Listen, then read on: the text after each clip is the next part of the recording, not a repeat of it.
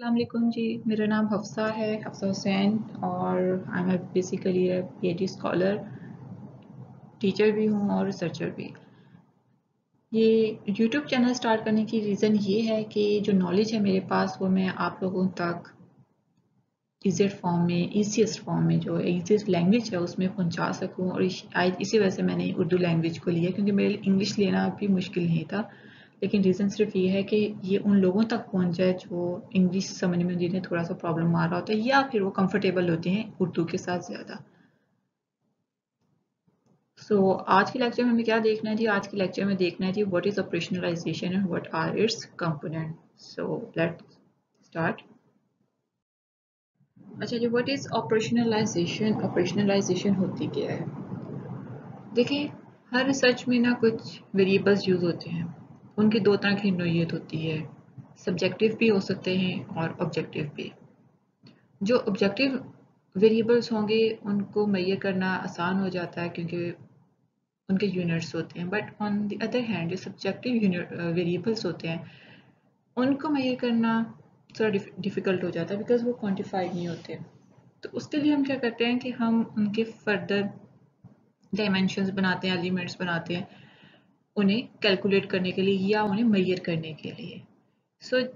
इस टेक्निक को बेसिकली हम कह रहे होते हैं ऑपरेशनलाइजेशन, कि किसी चीज़ को हम मज़ीद खोल रहे हैं, तो इसको कहेंगे हम ऑपरेशनलाइजेशन।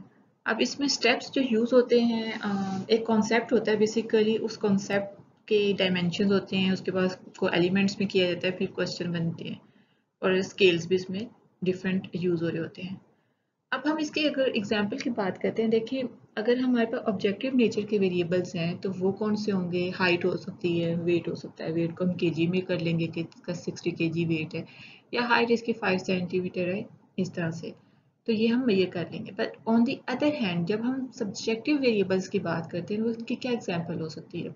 उसकी एग्जाम्पल हो सकती है लीडरशिप, या उसकी एग्जाम्पल हो सकती है मोटिवेशन, या उसकी एग्जाम्पल हो सकती है सेटिस्फेक्शन। अब हम कैसे मेजर करेंगे कि एक इंसान की क्या कितनी लीडरशिप स्किल्स हैं, या वो कितना मोटिवेटेड है अपने काम को लेकर, या वो कितना सेटिस्फाइड है अपनी लाइफ से या अपने वर्क से।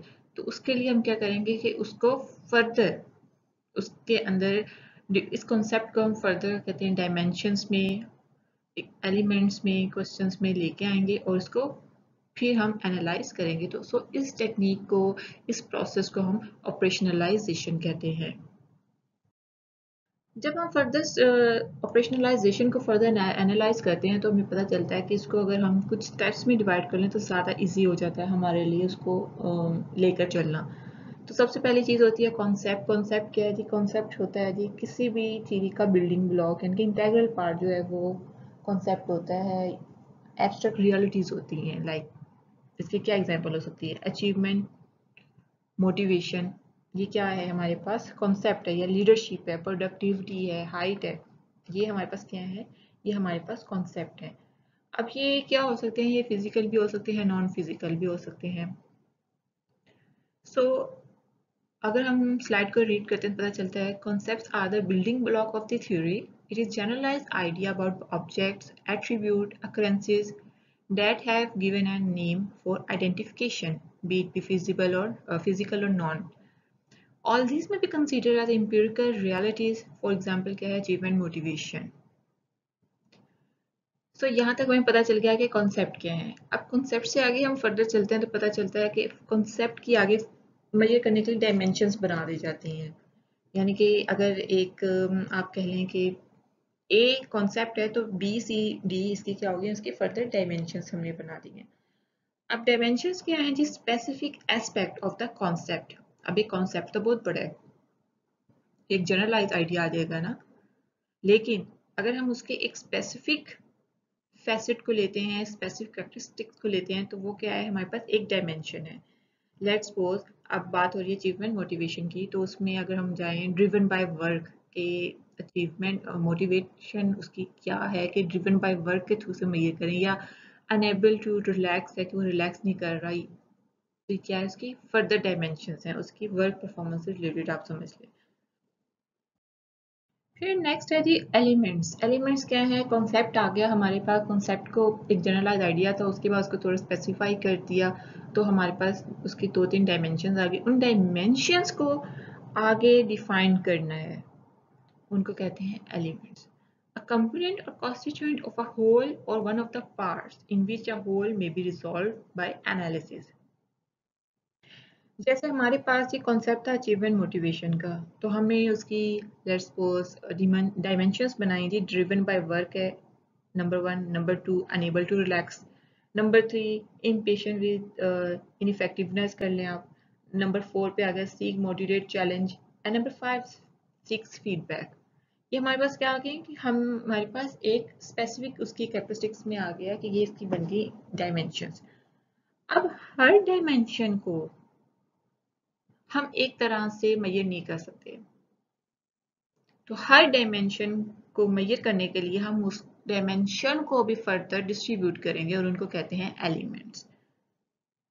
इसका अगर हम ड्रिवन बाय वर्क है तो उसका अगर एलिमेंट देखें क्या है, कॉन्स्टेंटली वर्किंग, कि वो घर आके भी काम कर रहा है, या very reluctant to take time off for anything, कि वो अपने काम से कॉम्प्रोमाइज नहीं करता। तो ये क्या है, उसके फर्दर एलिमेंट्स आ गए हैं। Thinks of work even at home, does not have any hobbies. So what is this? These are the further elements of the concept. Next आ जाता है जी क्वेश्चंस की बात। क्वेश्चंस क्या होते हैं? जब हम एलिमेंट डिफाइन कर लेते होते हैं तो हम इसके इन्हीं के ही क्वेश्चंस बना लेते होते हैं। अगर हम रिसर्च की बात करते हैं, हम अपना एक रिसर्च जब कंडक्ट कर रहे होते हैं, हमारे पास कॉन्सेप्ट आ गया थ्योरी से, हमने कॉन्सेप्ट जनरलाइज निकाला, उसके बाद उसको स्पेसिफाई किया, डायमेंशंस में किया, उसके बाद उसको फर्दर हर डायमेंशन को स्पेसिफाई करते हुए हमने उसके एलिमेंट्स बना लिए और फिर उसके क्वेश्चंस बना लिए। जो हम क्वेश्चन रिसर्च में यूज कर रहे होते हैं, basically this is the result of operationalisation. आपका साइनॉप्सिस है, उसमें भी यही आप कर रहे होते हैं। So question क्या है? To get quantified measurable data from delineated elements. The questions are being developed. के क्वेश्चन डेवलप किए जाते हैं that validate the concept and fulfill our objective और data collection for this study. यानी कि हमने ऐसे क्वेश्चन लेने हैं जो हमारी रिक्वायरमेंट्स को, हमारी रिसर्च प्रॉब्लम को डील कर रहे हो। फॉर एग्जांपल हमने अगर बात की थी, हम देखना चाह रहे हैं उसका ड्रिवन बाय वर्क है, तो उसके लिए हम क्या क्वेश्चन बनाएंगे? इन द एंड अगर हम बात करते हैं, how frequently do you think about your work when you are at home.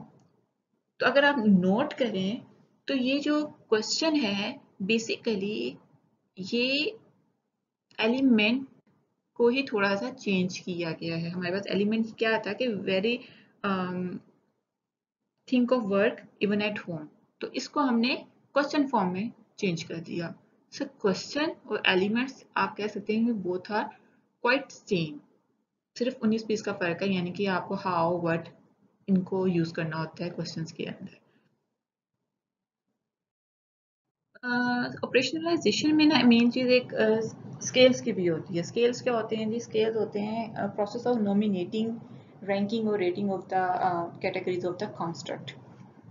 उसकी रीज़न ये होती है कि इसलिए इम्पोर्टेंट होते हैं कि यहाँ से हमने देखना होता है, हमने अपने क्वेश्चंस को इस तरह से फॉर्म करना होता है। इसको हम फर्दर एक अलग टॉपिक अलग लेक्चर में कवर करेंगे, इसलिए मैं इसको सिर्फ आपको एक छोटी ये प्रोसेस ये से बताना चाह रही हूँ कि ये होते क्या हैं। ये तीन चार तरह के होते हैं, तो इसको इंशाल्लाह हम नेक्स्ट लेक्चर में कवर करेंगे।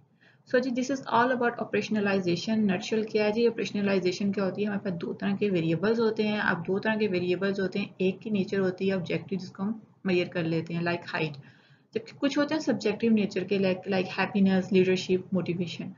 इनको हम मेजर नहीं कर सकते। इनको मेजर करने के लिए हम क्या करते हैं? इनको छोटे छोटे छोटे आप कह लें चंक्स में डिवाइड कर देते हैं, स्पेसिफाई करते जाते हैं, यानी कि टॉप टू बॉटम इसको स्पेसिफाई फर्दर करते जाते हैं। तो हमारे पास फिर जो एक आउटपुट आती है वो क्वेश्चन फॉर्म में आती है और फिर हम उसको मेजर करते हैं स्केल्स के थ्रू। जैसे आप क्वेश्चन एयर देखते हैं, उसमें लिखा होता है ना वेरी मतलब एक क्वेश्चन एयर है तो उसके एक क्वेश्चन के आगे 5 ऑप्शंस दी गई होती हैं, happy, very happy, not happy. तो ये क्या होती है, ये स्केलिंग हो रही होती है। So this is all about operationalisation, और ये रिसर्च में बहुत इंपॉर्टेंट रोल प्ले करती है, जिसको सबसे ज़्यादा शायद कहीं ना कहीं ये इग्नोर्ड होती है क्योंकि हमें थोड़ी समझ नहीं आ रही होती। इस लेक्चर को इस topic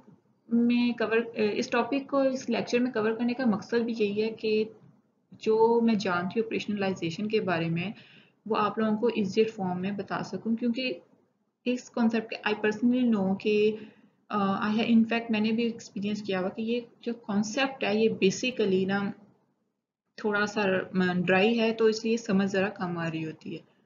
so this is all about operationalisation. और इसके अलावा अगर आपको इससे रिलेटेड कोई क्वेरी है तो आप मुझे मेरे जीमेल अकाउंट पे भी पूछ सकते हैं, या आपको किसी और सब्जेक्ट से रिलेटेड कोई क्वेरी है तो आप मुझे क्या बता सकते हैं, हम उसको भी फर्दर सीरीज में इंशाल्लाह कवर कर लेंगे। So thank you so much. Kindly मेरे चैनल को सब्सक्राइब भी करें और शेयर भी करें ताकि ये लोगों तक पहुँचे। हो सकता है कि किसी की ज़रूरत पूरी हो जाए, कोई कोई सीख जाए इससे। ठीक है, ओके जी, अल्लाह हाफिज़।